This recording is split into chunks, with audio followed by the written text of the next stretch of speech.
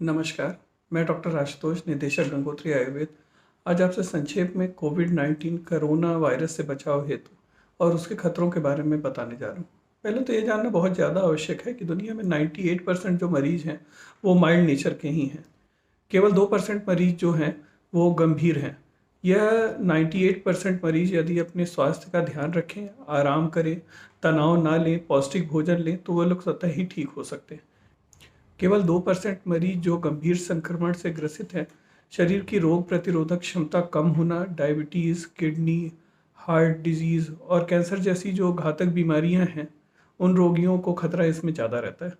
यदि भारत की बात करें तो स्प्रेड होने के कारण यहाँ पर जो 60 से 7% पेशेंट हैं वो एसिम्टोमेटिक है, जिनमें लक्षण बहुत कम दिख रहे हैं या नहीं के बराबर दिख रहे हैं। यदि उन्हें भी इसमें शामिल कर लेते हैं तो वास्तविक खतरा 1% से कम लोगों को ही है।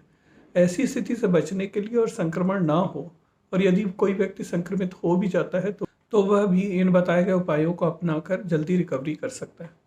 सबसे पहला जो उपाय है उसमें स्वस्थ जीवन शैली अपनाना प्राथमिकता में होना चाहिए, और उसमें सबसे आवश्यक जो बात है उसमें 7 से 8 घंटे की नींद हमें अवश्य लेनी चाहिए। दूसरा जो कार्य करना चाहिए उसमें पर्याप्त मात्रा में पानी का सेवन करना चाहिए।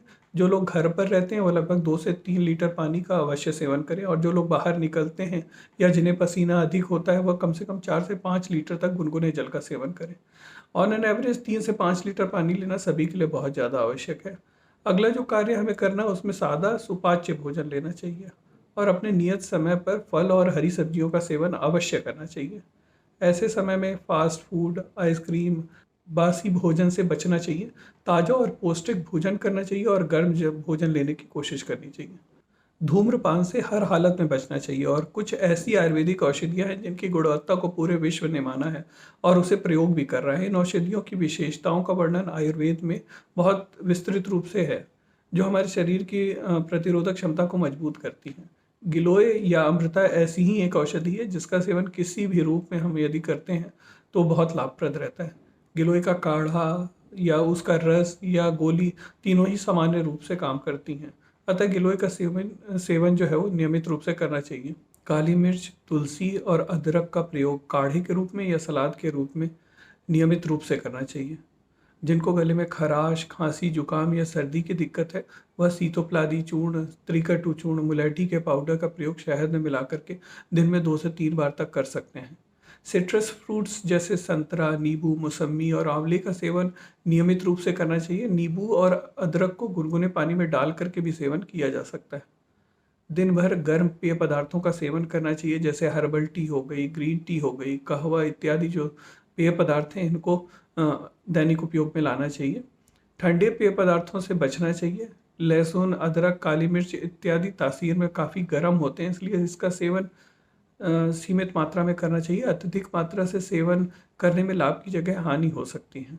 दिन में कम से कम 2 बार भाप लेनी चाहिए। कोशिश करना चाहिए सुबह और शाम 2 बार भाप अवश्य लें, और यह बिल्कुल भी आवश्यक नहीं है कि भाप लेने के लिए पानी में कुछ डाला जाए। नॉर्मल जो पानी की भाप है वही बहुत लाभप्रद रहती है। इसके लिए 10 से 15 बार भाप नाक से खींच करके मुंह से निकालें, और फिर उसके बाद उसका रिवर्स करें, 10 से 15 बार मुंह से भाप खींच करके और नाक से निकालें। एक अन्य उपाय में नाक में सरसों का तेल, बादाम का तेल, बादाम रोगन जिसे कहते हैं, गाय का घी, अड़ू तेल या षडबिंदु तेल की 2-2 बूंदें सुबह शाम नाक में डालनी चाहिए।